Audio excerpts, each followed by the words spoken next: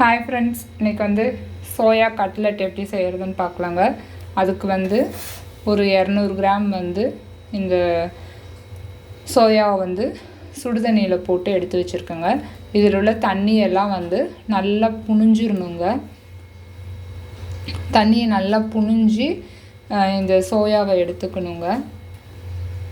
Mixie ஜாரில் வந்து ஒரு 2 பச்சை மிளகாய், இஞ்சி வந்து கொஞ்சோண்டு, பூண்டு ஒரு 15 பல்லு சேர்த்துருக்குறேன்.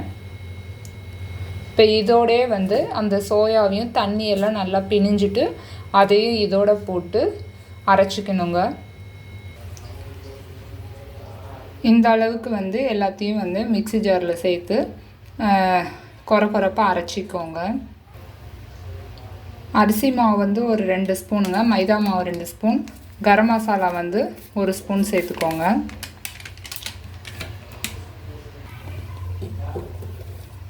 மிளகாத்தூள் ஒரு 1/4 ஸ்பூன் சேர்த்துக்கோங்க.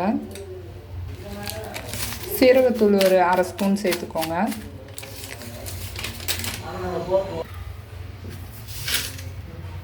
உப்பு ஒரு 1/2 ஸ்பூன் சேர்த்துக்கோங்க. இப்போ வந்து பெரிய வெங்காயத்தை வந்து குட்டி குட்டியாக கட் பண்ணி சேர்த்துக்கோங்க.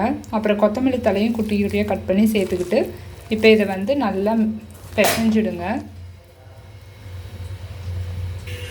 இந்த அளவுக்கு வந்து நல்லா பிசைஞ்சிக்கோங்க. இப்போ இதை வந்து பெரிய பெரிய உருண்டையாக பிடிச்சிக்கலாங்க. இந்த மாதிரி வந்து ரவுண்டாக பிடிச்சி கையில் வச்சு தட்டி இந்த மாதிரி போட்டுருங்க. கேஸ் வந்து மீடியம் ஃப்ளேமில் வச்சு வேக வைக்கணும்.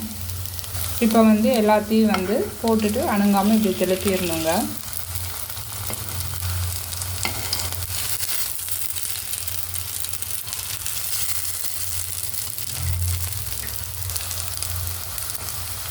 கேஸ் வந்து மீடியம் ஃப்ளேமில் வச்சு வேக வச்சு எடுங்க.